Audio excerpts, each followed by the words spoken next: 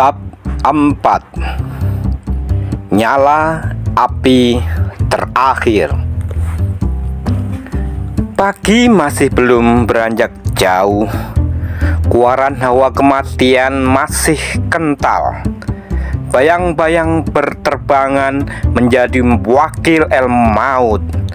Sepertinya yang lengah binasa, yang terpedaya tak beda nasibnya.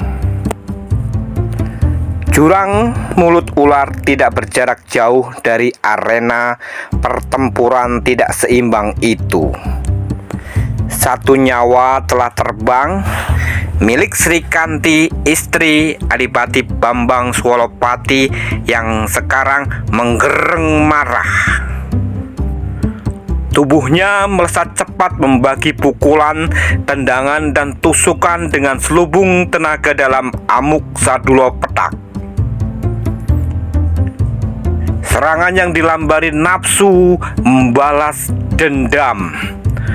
Kematian istri dan siksaan kepada anaknya membuat Adipati Bambang Swolopati mata gelap, kalap.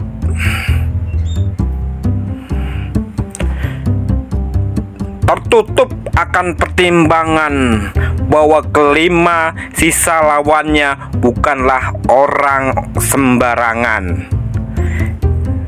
Mereka melakukan pencekatan kepada Adipati Bambang Swolopati yang sudah terkenal sakti.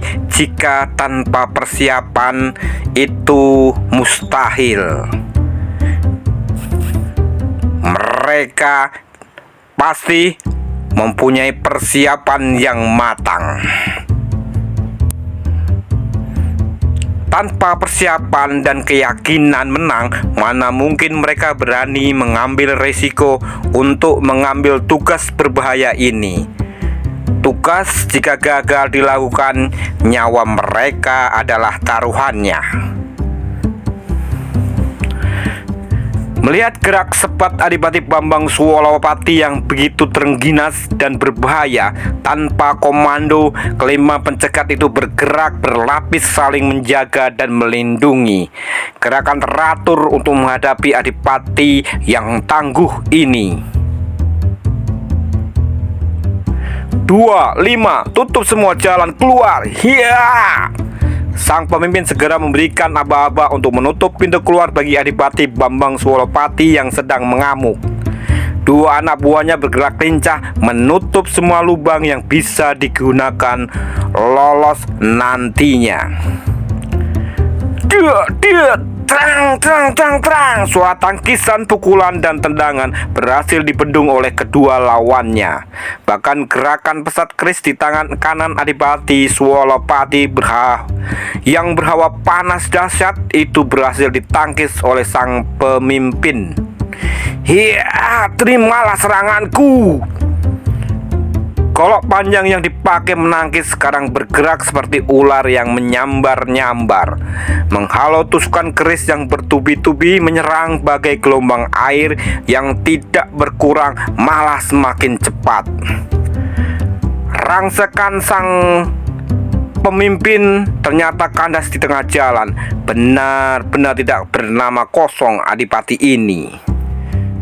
Sang pemimpin sangat terkejut melihat gerakan keris itu berhasil menggulung serangan yang dilancarkan melalui ujung goloknya. Menang ukuran panjang dari senjatanya bukanlah jaminan dia memperoleh kemenangan lebih mudah.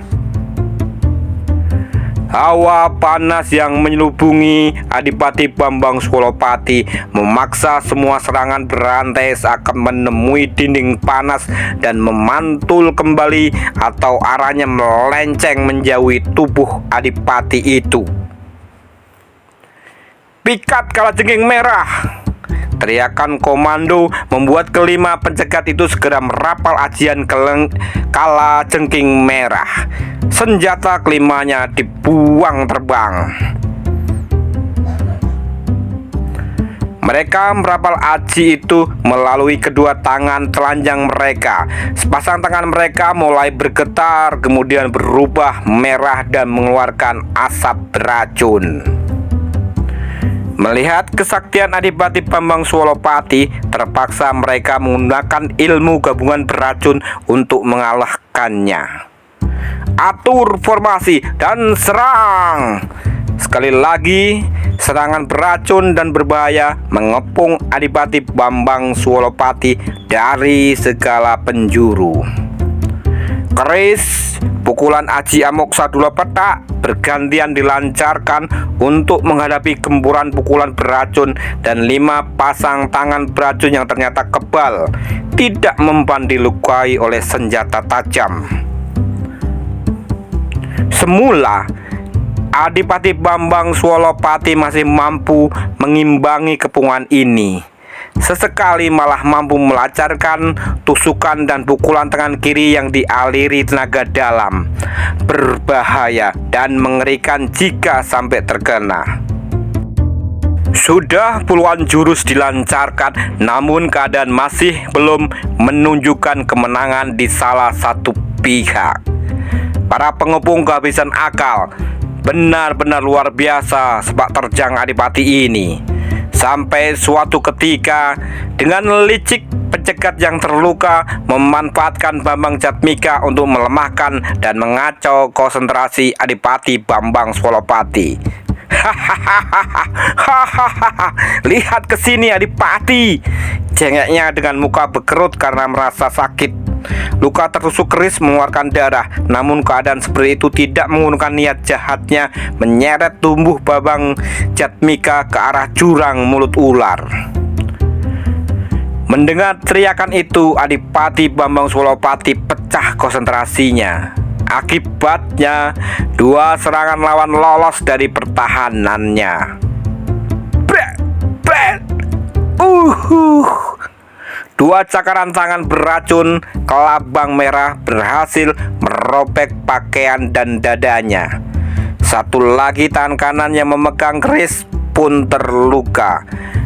Adipati Bambang Swolopati spontan mengelenguh kesakitan karena luka cakaran beracun itu seketika membakar tubuhnya. Panasnya bukan kepalang, membuat kepalanya pusing dan kuda-kudanya menjadi goyah. Adipati Bambang Swolopati menggembor murka. Meski bagian tubuhnya terasa mulai kaku, dia tetap nekat melentingkan tubuhnya ke arah penawan anaknya. Melenting ke arah jurang sambil melontarkan keris sebagai usaha terakhir menyelamatkan anaknya. Manusia keji! Ya! Syuh! Awas! Selarik cahaya melesat ke arah penawan Bambang Jatmika, disusuli oleh sang pemimpin pencegat berteriak memperingatkan anak buahnya sambil melontarkan goloknya yang dipungut tadi. Diikuti keempat anak buahnya, masing-masing juga memungut golok yang dibuang. Sing sing sing sing sing. Suara deru keras mengaung mengincar nyawa penawan yang terkejut dan gugup. Sambil berusaha menghindar lontaran keris, dia masih sempat melontarkan tubuh Bambang Jatmika ke arah jurang. Dalam gugup terlintas keputusan 1 lawan 1 atau impas. Sudah, dia mati dan anak setan ini pun mati hitungannya. Benarlah apa yang diperhitungkannya. Dia gagal menghindar lontaran keris yang seakan mempunyai mata mengejar kemana arahnya dia menghindar. Cap! Keris tepat bersarang di lehernya.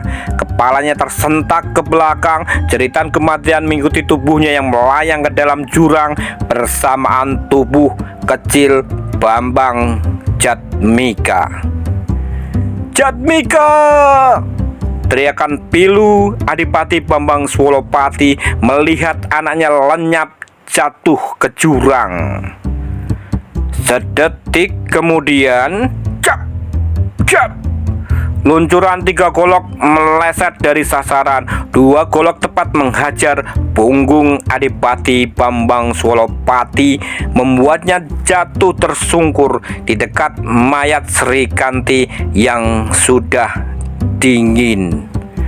Matanya terbuka nyalang, seakan tidak rela melihat nasib akhir yang tragis dari Sri Kanti dan Bambang Jatmika.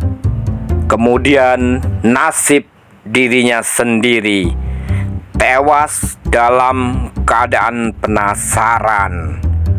Bersambung.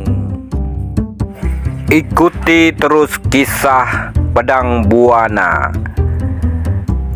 Bagaimana nasib Bambang Jatmika selanjutnya? Sampai jumpa.